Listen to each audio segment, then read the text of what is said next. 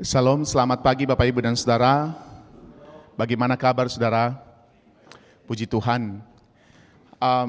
Hari ini kita melanjutkan pembacaan daripada Mazmur dan kita sudah tiba pada Mazmur 95. Hari ini Saudara saya memberikan judul daripada renungan kita, dipanggil menjadi penyembah. Kita adalah manusia yang dipanggil menjadi penyembah Tuhan atau pemuji Tuhan atau dipanggil untuk menyanyikan puji-pujian yang indah untuk Tuhan. Saudara, saya ingin memulainya dengan begini saudara. Menyembah Allah yang ditandai dengan sorak-sorak yang seperti yang kita lakukan hari ini dan juga kadang-kadang dengan penundukan diri yang biasanya sujud atau berlutut adalah panggilan utama bagi setiap mereka yang telah melihat dan telah merasakan bagaimana besarnya perbuatan Allah, bagaimana hebatnya Allah itu. Jadi setiap kita saudara dipanggil bukan hanya sekedar menikmati anugerah daripada Allah, tapi ketika anugerah itu dinyatakan kepada kita, kita dipanggil untuk bersorak-sorak bagi Tuhan, untuk menundukkan diri di hadapan Allah. Karena itulah panggilan sesungguhnya dari setiap kita yang telah ditebus oleh Kristus. Amin. Bapak, Ibu dan Saudara, gambaran ini sedikit diberikan oleh Raja Salomo, Saudara. Kita tahu Raja Salomo itu siapa? Saudara, kalau ingat Raja Salomo terkenalnya apa? Oh, banyak istri. Ya, kita mungkin cuma ingat banyak istri. Tapi saudara, Salomo itu nggak cuma banyak istri. Betul dia banyak istri. Tapi sebelum dia banyak istri saudara, ada masa-masa di mana dia menunjukkan kebesaran. Di mana dia menunjukkan betapa hebatnya Allah melalui dia. Oleh karenanya saudara, banyak orang datang kepada Salomo untuk mendengarkan hikmat Salomo. Banyak orang datang kepada Salomo ingin melihat bagaimana karya Salomo di Israel. Dan oleh karena mereka melihat karya Salomo, mendengarkan hikmat yang ditunjukkan oleh Salomo, banyak orang datang saudara mempersembahkan upeti. Kenapa? Karena mereka begitu kagum kepada Salomo. Mereka begitu kagum pada karya-karya Salomo. Salah satunya adalah istananya dan bait Allah. Salah satu yang terkenal adalah Ratu Sheba, saudara. Ratu Sheba datang khusus untuk berjumpa dengan Salomo. Untuk apa? Untuk mendengarkan dia dan kemudian dia menyerahkan semacam upeti, emas, perak. Dan di masa itu, saudara, di masa Raja Salomo, perak itu tidak ada harganya. Ini gambaran yang sebenarnya sedang diberikan kepada kita, saudara. Bagaimana orang datang kepada Allah, menyembah dia oleh karena apa? Oleh karena ada sesuatu yang besar di dalam diri Allah. Nah kita saudara, kita itu bukan penyembah manusia, tapi kita adalah penyembah Allah. Penyembah Allah yang hidup. Bagi kita tidak menyembah manusia, tetapi Allah yang hidup, Allah yang berkarya. Ketika saudara datang di ruangan ini, saudara datang bukan untuk menyembah pendeta, bukan menyembah penginjil, bukan menyembah siapapun yang ada di atas ini. Tapi saudara datang untuk siapa? Menyembah Allah yang hidup, yang telah berkarya dalam hidup saudara. Itu harus clear saudara. Kita datang ke gereja bukan sekedar untuk menyembah diri kita oleh karena kita punya kehebatan, bukan. Tapi kita datang ke gereja menyembah Allah yang hidup, yang telah mempersatukan kita di dalam ruangan ini. Saudara yang dikasih oleh Tuhan, hal ini dinyatakan kepada kita di dalam Mazmur 95. Mazmur 95 itu saudara menyatakan panggilan penyembahan kepada Allah. Dan bukan hanya panggilan saja saudara. Pemazmur memberikan alasan-alasan kenapa kita harus menyembah Tuhan. Kenapa kita harus bersorak-sorak bagi Tuhan. Kenapa kita harus menyanyikan nyanyian syukur bagi Tuhan. Saudara, Mazmur 95 itu saya membayangkan, dan dalam konteksnya saudara adalah terjadi di Yerusalem. Saudara masih ingat minggu lalu khotbah apa? Nah ini kuis nih. Yang nggak bisa jawab, yang nggak diapa-apain saudara. Nggak diapa-apain. Tapi yang bisa jawab, nggak dapat sepeda juga karena saya saya tidak bawa sepeda. Masih ingat khotbah minggu lalu nggak saudara? Oke, dari pasal mana khotbah minggu lalu? Oh 121, wah puji Tuhan ingat.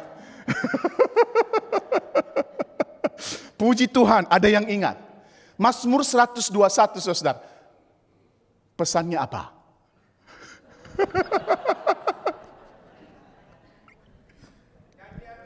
Nyanyian ziarah. Thank you Kohata. Aduh.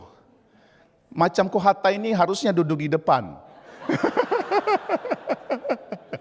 Enggak, saya bercanda. Saudara, Mazmur 121 itu adalah nyanyian ziarah. Dan saya membayangkan saudara, Mazmur 95 itu adalah lanjutan dari Mazmur 121. Mari coba kita bayangkan saudara, ketika orang Israel melakukan perjalanan ke Yerusalem untuk merayakan festival keagamaan Yahudi. Mereka berjalan dan mempertanyakan, dari manakah datangnya pertolonganku? Dan mereka mengatakan, pertolonganku adalah datang dari Tuhan. Aku melayangkan mataku ke gunung-gunung. Dari manakah datangnya pertolonganku? Dan mereka sambil berjalan saudara. Dan ketika mereka sampai ke Yerusalem, mereka tahu, oh, perjalananku dari rumah sampai ke Yerusalem itu bukan karena kuatku, bukan karena hebatku, bukan karena ada orang bersama dengan aku, tapi karena ada Allah yang bersama dengan aku. Lalu mereka sampai di Yerusalem saudara. Oleh karena ada tangan Tuhan yang memegang mereka, oleh karena ada kekuatan Allah yang melindungi mereka dari segala mara bahaya. Dan kemudian ketika sampai di pintu gerbang Yerusalem atau di Yerusalem saudara, imam memanggil mereka. Imam memanggil mereka. Marilah kita, masuklah. Dan kemudian janganlah. Setelah itu saudara mereka menikmati persekutuan di Yerusalem. Lalu mereka pulang ke rumah mereka. Dengan hati yang penuh sukacita. Saudara yang dikasihi oleh Tuhan, maka saya mencoba membagi Mazmur 95 ini dalam dua scene. Scene yang pertama saudara adalah ayat 1, 2 sampai 5 saudara. Di dalam Mazmur itu dikatakan, marilah kita bersorak-sorak untuk Tuhan. Bersorak-sorak bagi gunung keselamatan kita. Marilah kita menghadap wajahnya dengan nyanyian syukur, bersorak-sorak baginya dengan apa saudara? Dengan mazmur. Saudara, ini adalah panggilan yang diberikan oleh seorang imam mungkin di dalam Yerusalem, di dalam bait Allah. Dia mengajak orang-orang ini yang datang itu bersorak atau bernyanyi bagi Tuhan. Ini ajakan secara komunal. Sama tadi seperti kalau di luar session biasanya saya panggil Kohandi ini. Tapi di session saya panggil Kohandi. Saya panggil Koh hari ini biar lebih mudah. Tadi seperti yang Kohani bilang, mari kita bersama-sama bernyanyi untuk Tuhan. Itu kan ajakan secara komunal saudara. Kenapa itu terjadi? Oleh karena orang-orang ini yang datang dari rumah mereka masing-masing, ada pengalaman bersama yang dirasakan secara komunal. Bayangkan tadi mereka berjalan dari rumah sampai ke Yerusalem. Dan mereka melihat Tuhan begitu beserta dengan mereka dalam perjalanan menuju Yerusalem. Artinya ada sebuah pengalaman yang dirasakan bukan hanya aku, tapi juga dia, dan semua kita merasakan itu. Mereka melihat ada tindakan Allah yang telah dialami bersama-sama. Oleh karena perspektif itu saudara, pemazmur mengatakan, marilah kita bersorak-sorai untuk Tuhan. Gimana sih konsepnya itu saudara? Ada yang suka nonton bola? Saya tahu Om Ramis itu penyuk. Dia suka sekali Liverpool. Kita bermusuhan saudara, saya suka MU. Enggak. Ini salah satu gol terbaik yang menurut saya sampai hari ini saudara. Diciptakan oleh siapa? CR7, Cristiano Ronaldo. Dia kayak salto gitu saudara waktu dia masih ada di Madrid kalau nggak salah. Ya Madrid melawan Juventus. Kok hamba Tuhan ngertinya bola ya? Oke. Mari kita kembali ke sini saudara. Bagaimana reaksi orang ketika melihat gol yang cantik itu, saudara? Di dalam stadium. Apakah mereka bilang, oh tadi gol ya? Enggak kan ya? Tapi mereka menyaksikan bersama-sama. Gol yang indah itu tercipta, lalu kemudian mereka bersorak bersama-sama. Mereka bertepuk tangan bersama-sama. Kurang lebih itu konsep yang sedang digambarkan di dalam Mazmur 95, saudara. Bahwa ada pengalaman bersama yang diperhatikan, yang dirasakan, yang dinikmati. Dan kemudian pemazmur mengatakan, marilah kita bersorak-sorai untuk Tuhan. Saudara, maka menjadi menarik ketika salah satu ahli ibadah, saudara, James Boyce, dia mengatakan begini. Singing expresses human thought emotionally, and Christianity is a feeling religion. More particularly, singing expresses joy, and the Bible's religion at its heart is joyful. Nyanyian itu, saudara, adalah ekspresi. Maka kalau diajak oleh worship leader, saudara, kadang-kadang kita itu kayak tidak menghargai ajakan itu. Mari kita bernyanyi dengan suara keras. Itu alkitabiah loh. Kalau saudara memperhatikan kata joy di dalam Alkitab, dia tidak bicara tentang inner joy yang ya pakai lu lagi, kebanyakan gaul sama anak muda. Yang kita cuma simpan, sorry saudara, yang kita cuma simpan di dalam hati, inner joy, oh oke, aku bersuka cita lalu aku bersuka cita. Enggak.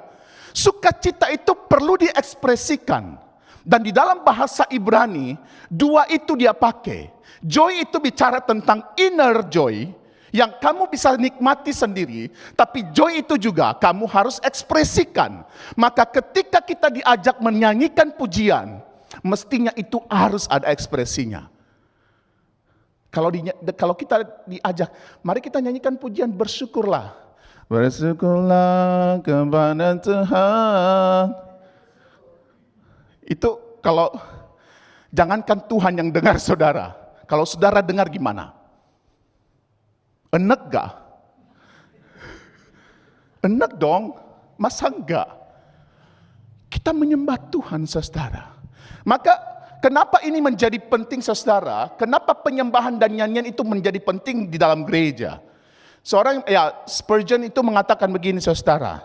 Nyanyian kita itu bukan nyanyian untuk manusia, saudara.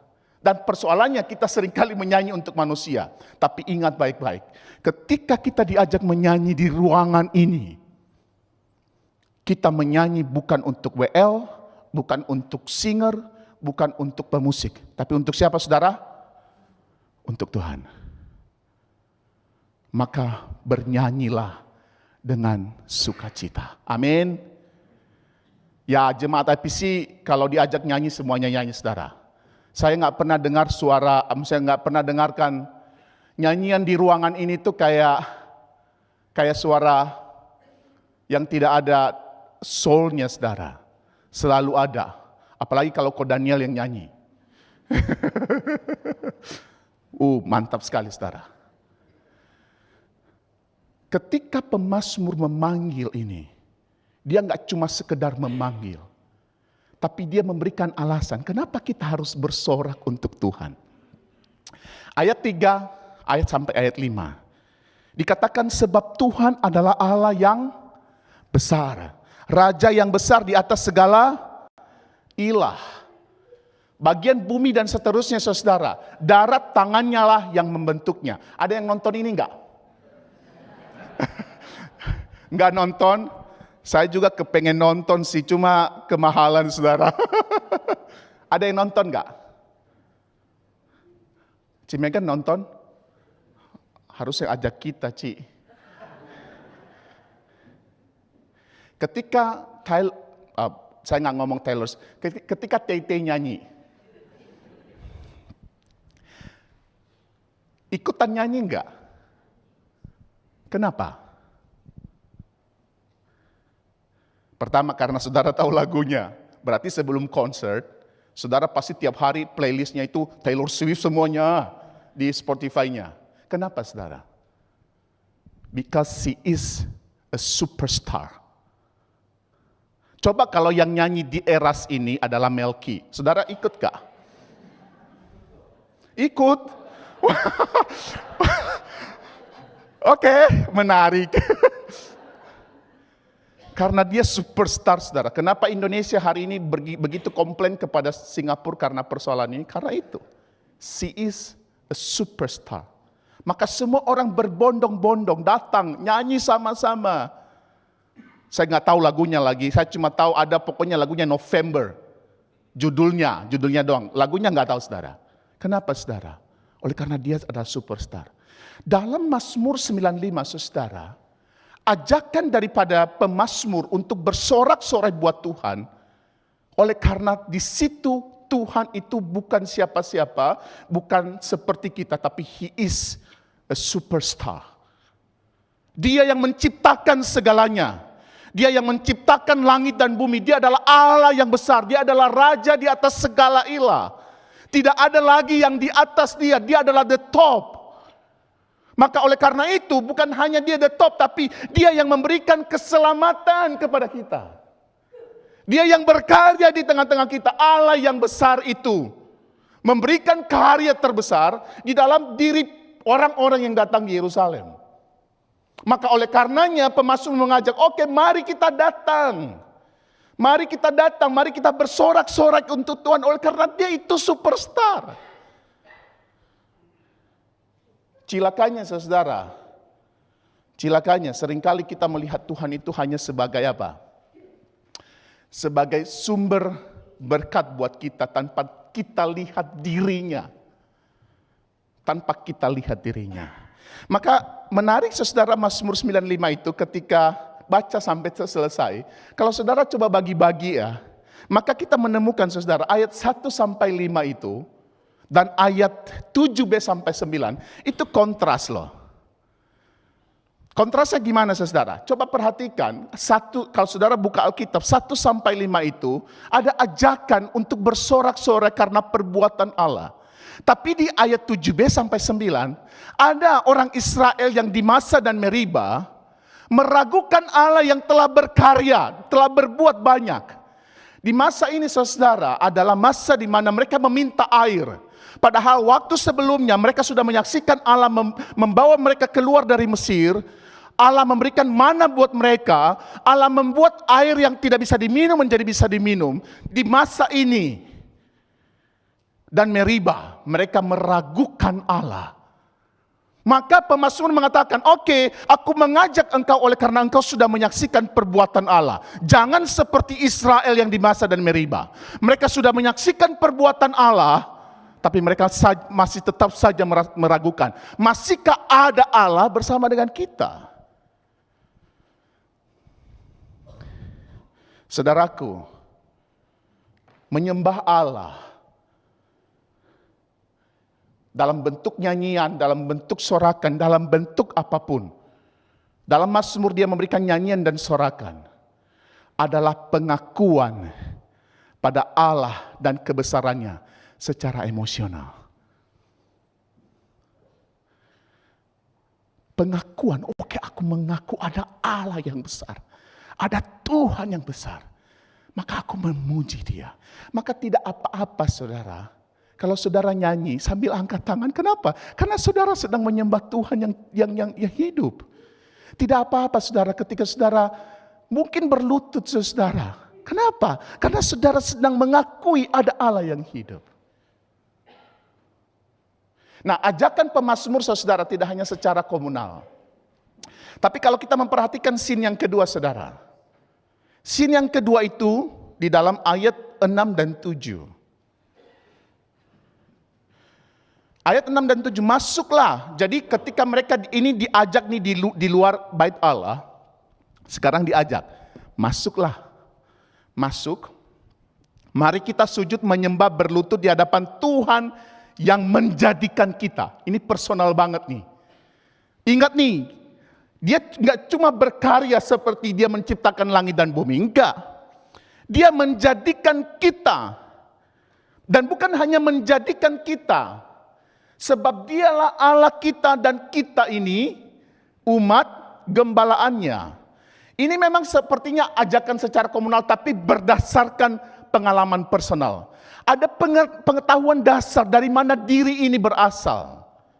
Pemazmur memakai filosofi ini saudara dengan mengatakan, oke, ingat loh, kamu itu bukan siapa-siapa. Kamu itu berasal dari Allah. Ada pengalaman personal yang mungkin juga tidak bisa dijelaskan oleh orang lain menjadi gembalaan Allah. Coba nanti saudara bandingkan di dalam Mazmur 23 yang seringkali kita nyanyikan. Umat gembalaan Allah. Apa maksudnya menjadi umat gembalaan Allah? Kita domba umat gembalaan Allah. Berarti siapa gembalanya? Gembalanya Tuhan. Kitanya siapa? Domba. Saudara, domba hitam atau domba putih? Kita bukan kambing, saudara. Oke? Kita adalah domba Allah. Pertanyaannya sekarang, saudara mau pilih jadi apa? Jadi domba atau jadi kambing? Kambing di dalam ekskatologi saudara seringkali dianalogikan sebagai bukan bagian daripada Allah. Jelas di sini kita adalah domba. Domba itu saudara kalau bandingkan dengan Mazmur 23, sangat menarik. Bukan hanya sekedar dia menjaga, tapi dia memberikan makan, dia memberikan minum, dia menjaga ketika ada di dalam lembah kekelaman. Bahkan dia melakukan sesuatu yang di luar daripada kemampuan kita. Menghidangkan makanan di depan siapa? Di depan musuh. Saudaraku yang dikasihi oleh Tuhan, ini adalah sesuatu yang luar biasa. Bukan hanya sekedar dia adalah pencipta, kita menyembah dia oleh karena dia pencipta. Tapi kita berlutut menyembah kepada dia oleh karena dialah yang menciptakan kita. Dialah yang menciptakan kita. Nah, di bagian ini saudara kontras dengan ayat 10-11. Ada ajakan karena penyertaan Allah, gembalaan, kita diciptakan. Versus ada umat Israel yang sudah dikatakan bahwa engkau adalah umatku, umat kesayanganku. Tapi mereka tidak mengenal siapa yang sudah bersama dengan mereka. Pertanyaan untuk kita hari ini saudara, siapakah kita di hadapan Allah? Kita adalah orang yang sudah merasakan dan menikmati karya Allah dan melupakan karya itu, atau kita adalah orang yang sudah merasakan karya Allah dan kasih Allah, dan kemudian kita datang kepada Tuhan berlutut menyembah Tuhan. Aku ini bukan siapa-siapa, tapi engkau menjadikan aku siapa. Engkau menjadikan aku anakmu. Aku ini bukan siapa-siapa. Yang dulunya aku pendosa, tapi engkau melihat kepada aku. Oleh karena engkau begitu mencintai aku dan sekarang aku bisa berani datang berlutut menyembah kepadamu. Itu karena apa? Karena ada Allah yang mengasihi saya dan saudara. Maka bagian kedua itu saudara, scene yang kedua itu, sujud menyembah dan berlutut mengajarkan kepada kita. Siapa itu Allah? Bukan hanya Allah pencipta, tapi dia menciptakan kita. Dan siapa? Kita. Atau kalau kita bisa simplify saudara, sujud menyembah kepada Allah menolong kita untuk tahu diri dan tahu siapa? Tuhan. Ini kan yang seringkali menjadi persoalan kita. Kita kadang-kadang tidak tahu diri saudara. Sudah dikasih hati minta apa? Minta jantung. Itu kan kita tidak tahu diri saudara. Bagaimana dengan kita hari ini saudara? Kita kan bukan Israel ya. Ini kan konsepnya ini kan buat Israel. Kita bukan Israel. Ada yang suku Israel di sini dari suku Yehuda? Yang saya tahu ada nama Yehuda di gereja ini. Anaknya Cinensi. Yehuda Pang. Ada dari suku Lewi? Enggak ada. Ada dari suku Ruben? Enggak ada. Kita bukan Israel. Lalu gimana caranya kita bisa mengaplikasikan bagian ini saudara?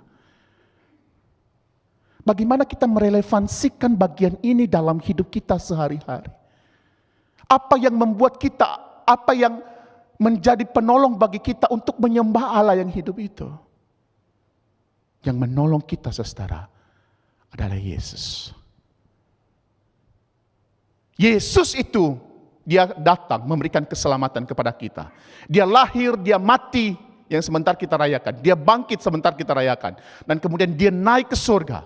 Dan kemudian bukan hanya naik ke surga saudara. Dia datang kembali untuk siapa? Untuk menjemput kita anak-anaknya. Dia telah menghadirkan, dia telah memberikan, dia telah menghadiahkan kepada kita pemberian terbaik. Yaitu keselamatan. Yesus menjanjikan penolong. Kalau saudara nanti baca Yohanes 14, ayat 16, ayat 26, atau ayat pasal 16, 7 sampai 11. Menjanjikan Roh Kudus. Karena waktu itu saudara, Yesus harus naik ke surga. Secara fisik dia tidak bersama dengan muridnya. Tapi dia mengatakan, oke, aku pergi, tapi aku meninggalkan, aku memberikan penolong. Siapa itu? Roh Kudus yang berbicara kepada kita setiap hari. Dan bukan hanya itu saudara. Yesus menyatakan diri sebagai gembala. Sebagai sahabat. Sebagai roti. Sebagai air. Sebagai terang. Untuk siapa? Untuk kita. Ini yang menjadi alasan bagi kita hari ini saudara untuk menyembah Tuhan. Ini yang menjadi alasan bagi kita untuk hari ini datang ke ruangan ini saudara. Secara komunal dan personal. Kita semua mengamini apa yang telah Yesus lakukan. Bahkan kita semua ada di ruangan ini oleh karena apa? Karya Kristus. Ada yang belum percaya Yesus di sini, angkat tangan. Ada yang sudah percaya Yesus, angkat tangan. Kok ragu-ragu? Saya percaya Yesus enggak ya? Kenapa saudara ada di ruangan ini? Oleh karena karya Yesus. Yesus telah memberikan ruang yang besar kepada kita untuk datang secara pribadi dan secara komunal di hadapan Allah. Kenapa? Karena dia sudah membuka lebar pintu anugerah itu untuk kita masuk di dalam ruang penyembahan kepada Allah.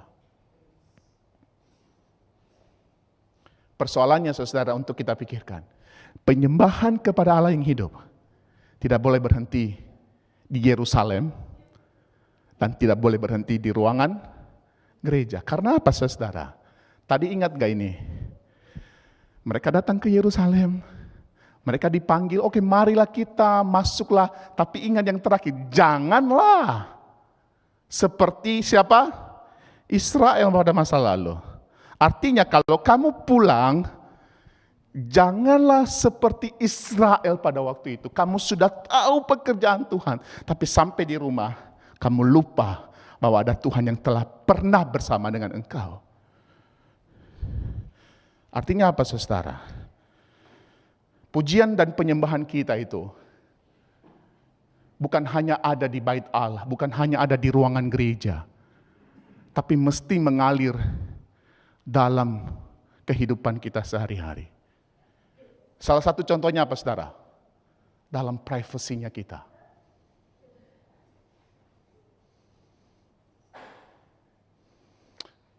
Ruang yang seringkali menjadi lubang hitam di dalam kehidupan orang percaya adalah privacy. Dunia postmodern hari ini saudara begitu mengagung-agungkan privacy. Saya orang yang setuju ada privacy. Suami istri kadang-kadang ada privacy. Tapi kita seringkali memakai alibi itu untuk menyembunyikan sesuatu. Banyak anak muda hari ini saudara, begitu mengunci semua barang-barang yang dia punya. Karena alasan apa? Privacy. Suami istri hari ini saudara, dengan alasan aku juga punya privacy dong. Tolong dong hargai privacy. Tapi betulkah itu privacy yang sungguh-sungguh engkau pakai menyembah Tuhan, atau justru engkau memakai privacy itu untuk menyembunyikan sesuatu pada pasanganmu?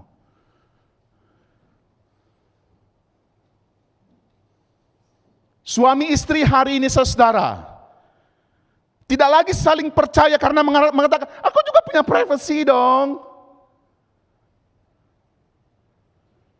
Tapi betulkah engkau memakai privacy itu menjadi ruang penyembahan kepada Allah, tapi justru mungkin tempat untuk menyembunyikan dosa. Ingat baik-baik saudara, di hadapan Allah tidak ada yang namanya privasi-privasian. Ya. Maka seharusnya pujian penyembahan bukan hanya ada di bait Allah. Bukan hanya ketika orang lihat kita. Tapi di ruang-ruang privasimu itu menjadi ruang penyembahan yang indah bagi Tuhan. Amin. Amin saudara. Maka mulai sekarang, saya menghargai ada privacy. Tapi pakai privacy itu sesuai dengan tujuannya. Bukan untuk merusak diri kita, tapi untuk menjadikan ruang penyembahan bagi siapa? Bagi Tuhan. Di mana tempat yang paling banyak kita berbuat dosa? Sebagai hamba Tuhan, di mana? Saya ambil contoh diri saya lah. Kalau nanti pakai contoh jemaat, kayaknya hamba Tuhan gak ada dosanya ya. Enggak saudara, saya juga manusia berdosa. Sebagai hamba Tuhan saudara, ruang terbesar melakukan dosa itu di ruang privasi. Ketika tidak ada jemaat yang melihat. Ketika ada jemaat lihat, Mama Melki baik saudara. Halo tante, gimana kabar? Baik. Gimana kabar hari ini? Baik gak? Kelihatannya saudara, tapi pergumulan terbesar ada di mana? Di ruang privasi. Saya ngomong berbisik ini karena memang privacy. Ini menjadi pergumulan kita bersama saudara. Antara suami istri, antara kita sesama. Mari kita memikirkan hal ini. Yang kedua saudara, pujian dan penyembahan kita itu, serta pengakuan pada kehadiran Allah harus terkoneksi dengan spiritual life kita. Ini yang saya katakan tadi. Di masa-masa Lent, masa-masa Minggu Sengsara, ini adalah waktu untuk merefleksikan kembali hidup kita setiap hari. Betulkah saya ini menjadi penyembah Allah atau justru menjadi penghujat Allah melalui kehidupan saya? Kalau saudara hari ini masih bergumul dengan dosa, karena dosa adalah tindakan yang tidak menyembah Allah, saudara perlu bertobat. Kalau saudara tidak bertobat, saudara harus berobat. Saudara sakit. Berobat kepada siapa? Pada Yesus. Yang ketiga, ketika orang Israel melakukan penyembahan kepada Allah, pengakuan kepada Allah, sujud menyembah kepada Allah, mereka tahu ada Allah yang hidup. Maka seharusnya saudara, dalam perjalanan setiap hari, bukan menjadi orang yang hopeless. Kenapa? Karena ada Allah yang hidup. Sama halnya dengan kita hari ini saudara. Ketika kita menyembah kepada Allah hari ini di ruangan ini, itu menunjukkan pengakuan bahwa kita mengenal Allah yang hidup. Allah yang berkarya. Maka saya tahu saudara, dalam hidup kita sehari-hari, banyak pergumulan, banyak persoalan, banyak macam hal. Tapi ingat baik-baik, ada Allah yang hidup. Bahkan tadi lagunya mengatakan, Immanuel, Allah yang beserta dengan kita. Maka tidak menjadi orang yang tidak berpengharapan saudara. Dikit-dikit pasang status di Facebook. Dikit-dikit pasang status di WhatsApp. Ada status di WhatsApp hari ini saudara. Saudara ingat baik-baik, Tuhan tidak punya Facebook. Oh benar kan? Emang punya. Mending datang kepada Dia dengan doa, Tuhan aku tidak mampu, aku tidak sanggup lagi. Kenapa? Karena kita berharap kepada Dia. Saudara sebagai penutup, mari kita ini membawa pulang. Pujian saudara, penyembahan, berlutut, bersujud, dalam pengertian pengakuan pada otoritas Allah, seharusnya adalah gaya hidup kita, orang yang sudah mengalami Allah dan karya-karyanya yang ajaib di dalam Yesus Kristus. Amin. Amin. Mari kita berdoa. Ya Tuhan, ampunilah kami jikalau dalam kehidupan kami sehari-hari seringkali tidak terkoneksi dengan apa yang kami lakukan di ruangan ini. Kami menyanyikan lagu-lagu yang indah untuk Tuhan. Tapi lagu-lagu yang indah itu tidak terkoneksi dengan hidup kami sehari-hari. Ampuni kami Tuhan. Berikan kepada kami kekuatan agar kami sanggup, kuat untuk menyatakan, melakukan firman-Mu dalam hidup kami. Tuhan dengarkan doa kami. Saat ini kami berdoa untuk jemaat-Mu. Jemaat-Mu yang sakit, yang ada di rumah, yang ada di rumah sakit atau yang sedang menunggu perawatan. Tuhan, nyatakanlah anugerah-Mu, nyatakanlah sukacita-Mu bagi mereka. Biarlah pengharapan dari sorga itu Engkau nyatakan kepada mereka. Sehingga di masa-masa yang begitu susah ini, mereka tidak kehilangan harapan dan iman di hadapan Allah. Terkhusus kami berdoa untuk keluarga saudara kami Sandi, yang Kau panggil pulang. Tuhan, berikan kepada mereka penghiburan di masa-masa duka ini. Berdoa untuk jemaat-Mu di dalam setiap pergumulan yang sedang dihadapi hari ini.